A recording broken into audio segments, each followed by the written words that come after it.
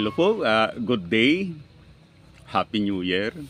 Ngayon ang unang araw ng 2025. Bye-bye, bye-bye sa 2024. Tuwing bagong taon, nakakatuwa na aliw tayo sa mga ginagawa ng mga ibang kababayan natin.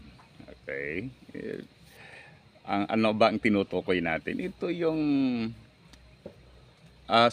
superstitious belief. Para sa akin, talagang hindi na ako naniniwala dyan. Walang basihan yan sa science.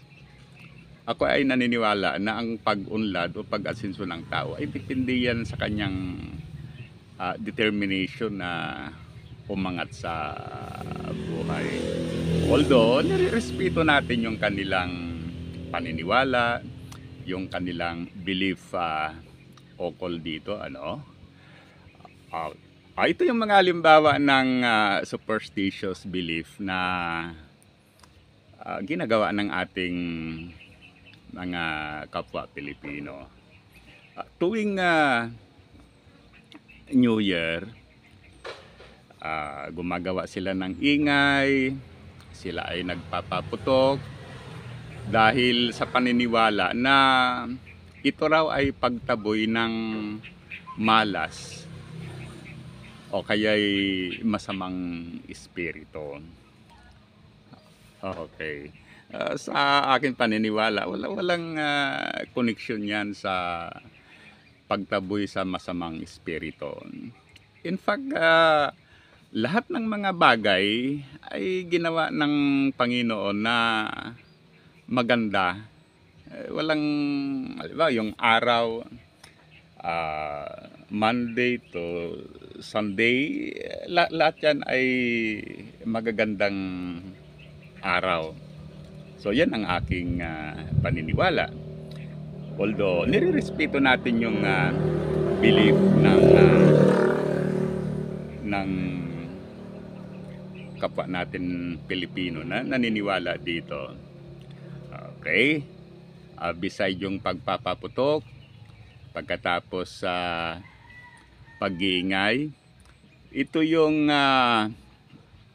pagsuot ng polka dots. Okay, yung may bilog-bilog. Dahil ang bilog daw representa money, kaya magbibigay yan ng swerte sa atin. Tulad ng sinasabi ko, I don't agree with that, ano. Pagkatapos yung pagkuhan ng ano pa, yung pagtatapon ng coins pag alas 12 na ng gabi. Okay, sa palagay ko hindi yang kanden, ano, wala din katotohanan yan. In fact, kung itatapon mo yan, so as if ayaw mo sa pira, kaya yon, ano.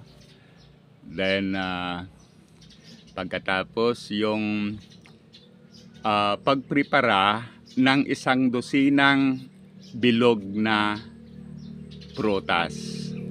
Okay? Wala din sa akin yan. In fact, mas nakapagbibigay ito ng stress sa atin. Why? Kasi sa ngayon, so kung napapansin niyo, napakamahal ng mga prutas, lalong-lalo na tuwing bagong taon.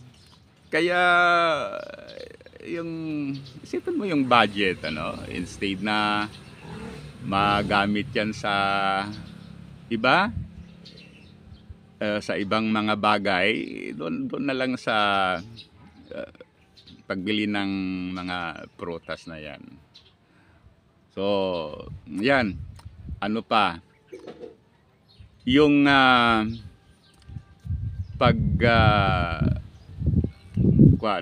pag-istiraw o kaya'y maganda raw tuwing bagong taon, ikaw ay nasa mataas na lugar. Dahil pag nasa mataas na lugar ka, then tinitignan mo yung mga karaniwang tao sa ibaba. So nasa itaas ka, aangat daw yung social standing mo sa lipunan. Okay? So ano naman ang connection doon? Sa palagay ko, wala. Ano pa? Yung pagtalon pag alas 12. Okay, pag nagkakaroon na ng pagbabago sa taon, alas 12. Ang pagtalon daw ay pag tatalon ka, kung daw mag-increase ang iyong height.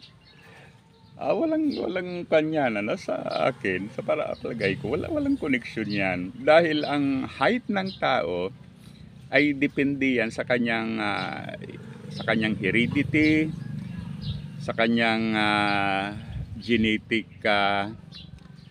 makeup, sa mga kinakain din natin, Okay, so yan, ito yung mga element na nakaka-determine sa height ng isang tao. So marami pa na mga superstitious belief na ginagawa natin. Ngayon, sabi doon sa kanta, Christmas song, bagong buhay, bagong taon, tayo ay magbagong buhay. Yan na nga, dahil bagong taon, then dapat ikunan natin itong mga superstitious belief na ito.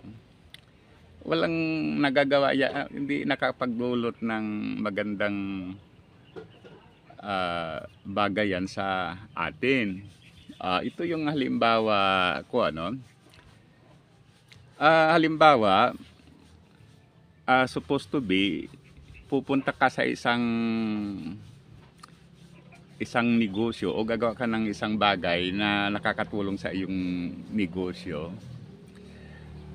Ngunit hindi ka pumunta dahil iniisip mo na ang araw na ito ay hindi maganda para sa ganito, ganyan, So, na-miss mo yung chance, yung opportunity na maidudulot noong bagay sana na nagawa mo pag hindi ka naniniwala sa superstitious belief. You missed a good chance na makakatulong sana sa iyo. Ganun lang yan, Kaya dapat nga bagong taon, dapat tayo ay magbagong buhay. Ang pinakauna diyan yung it's time. Huwag na tayong maniwala sa mga superstitious belief o kaya mga pamahiin. Ang panahon natin ay moderno na, high technology. Wala na yung mga bagay na i-leave mo lang sa chance. Otherwise, mahuli ka sa journey toward progress at saka success. Ganun lang yon. Kaya tayong mga Pilipino, dapat nga magbago na tayo. Bagong taon, magbagong buhay. Huwag na tayong maniwala sa mga pamahiin. At huwag din tayong maniwala sa mga fake news. Yan ang isa sa mga advokasya natin. Okay, so muli, thank you. Sana i-like at saka subscribe sa ating YouTube channel. Mabuhay tayong mga Pilipino.